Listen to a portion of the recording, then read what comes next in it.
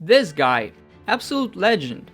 Everyone likes him, everyone likes this studio. If you hate them, you are just bad at playing their games. That's not me. That's what the Reddit says, most trustworthy website in the universe. For the last decade, From Software gained an almost perfect reputation and had a huge impact on game industry by making games a little bit more difficult, right? And everyone was like, yes! We instantly have to make thousands of similar games right now. Who is Dark Souls?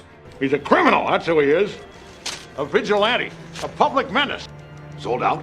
Every copy.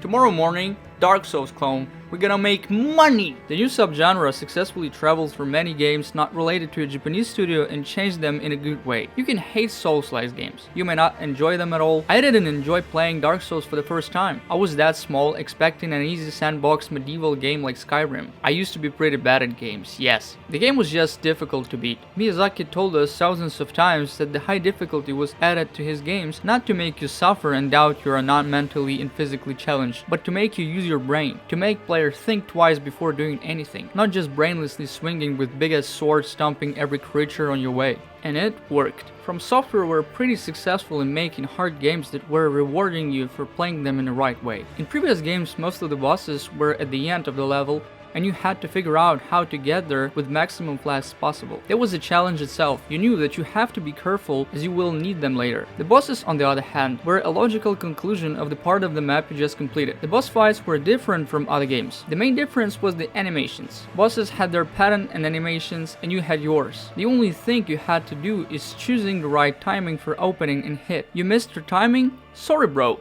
you lose. You chose the right moment to hit? Congratulations. Here's your souls. Pretty simple concept. And what's most important, it's fair. You understand why you lost and what should be improved with the next attempt. The game shows you the simple rules that you understand and the ability to control every aspect of the game with enough enemy pattern knowledge. It would be pretty butt-hurting to getting killed by something you cannot control or avoid, right? It just doesn't make sense. The system worked, but after a couple of years, people got used to it. The locations was not the problem anymore. You could just run through all the mobs. Not a big deal. Bosses became more aggressive, but still, the timings were clear most of the time. In Dark Souls 3, we could already see some changes in difficulty when they added timing delays of some bosses. Pretty dirty trick, but it was pretty fresh as well. But what about Elden Ring? The game had to offer something more challenging, and Miyazaki knew it. Now most of the bonfires are near the boss and you don't have to run through the army of undeads. Okay, that means that the bosses can be more difficult as you are not risking on losing flasks on your way to the boss arena. And they are. But at what cost? Earlier I was talking about the main rule of Dark Souls fighting system. Bosses pretty clearly let you know when they are available for the attack and they cannot cancel their animations, which makes it pretty simple for the player to choose the right moment. It's only the matter of reaction and mechanical skill. The things you can control. And the first boss that breaks this rule is Margit. He has the attack that throws his stick into the ground and you can just pull back, but if you attack him in this moment, he will hit you with a dagger instantly. There are a lot of similar moments that depend on your position and they're not consistent. You can see a good opening, but turns out you're getting punished for trying to play the game as it was intended. You may get hit, maybe not. Maybe fuck yourself. And what is most critical is that he can interrupt his animations during the combo, and the player has to wait for the perfect opening that happens not that often.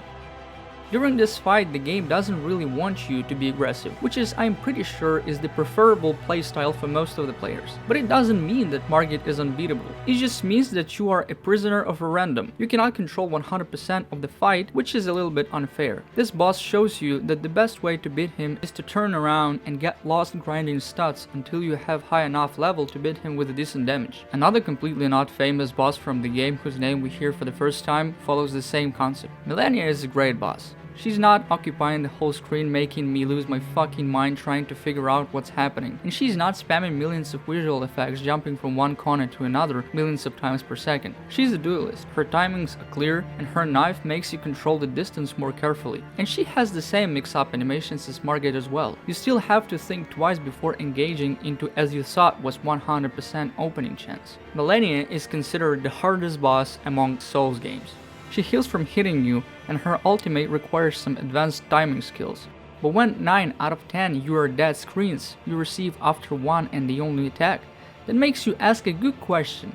Why? Every boss has an invisible stance meter, and when it's full, the boss attacks are interrupted and he is stunned for a couple of seconds. That is the solid reward for being aggressive and risking your health bar. You know that you can lose health, but in case of success, you receive an open window for dealing an extra damage to the boss, which is a good design decision. But Malenia is different. Her stance meter may be full, but she will still be able to finish her attack without getting stunned, as well as skip the stagger by cancelling her animations and dashing away and blocking the hit while being attacked when all the other bosses and regular mobs cannot do. I will leave a video in description in case anyone is interested into deeper mechanic analysis. So is this the player's fault or not? Good question. We are getting back to the situation where you're trying to play the game as usual, but it just doesn't work. She just disobeys the rules of the game that has been already established, and that's a big problem in terms of game design. Obviously I'm not mad that this boss exists. Malenia does her job, and she does it pretty good. She's an optional boss, which means you don't have to beat her at all, and she successfully became a meme, which helped the game to involve more people into it. And after all, the community needed something like that to discuss and watch your favorite streamer having a mental breakdown and going absolute apeshit while trying to beat her. And again, that worked. At the end of the day, you can cheese her in various ways from magic to summons, so it's not a problem. But I'm a simple guy. I like playing with stupid little stick and engage the boss in a close range. We can see how bosses became faster and more aggressive in Elden Ring, but why it feels like some, or maybe a lot of them, came from another From Software game, Sekiro. They're spamming long combos, leaving you the only option to roll until you find a perfect chance to hit, and can still be punished for that. But the main character is still from Dark Souls game. His moveset doesn't allow him to fight bosses with the full potential, and locks the player into small brackets, and that's a big part of the game difficulty. All that I mentioned about is not a big problem for me. I beat the game 3 times and don't regret a single minute spent in it. But the game formed an interesting thought. Maybe From Software don't know how to make bosses harder and fair at the same time. And I'm pretty sure they were trying, but from what I can see now, the only way to bring a new challenge to a player is to take full control of the situation from him, which can be frustrating. Don't get me wrong, it's still very satisfying to play the game. After beating the boss, you feel like a warrior that overcame himself. That feeling is still there, but the audience will always demand more and better. And I'm not sure if that's possible. Maybe they reached their peak, maybe I'm wrong, I'm not a game designer after all. The game turned out to be a solid hair from Dark Souls 3 and outmatched it in some ways, but will From Software remain consistent with their games in the future? They already showed us a different game design in Sekiro, which was a fresh look at their famous fighting system, and I think they will choose a similar way in the next game. Maybe it's time to move on.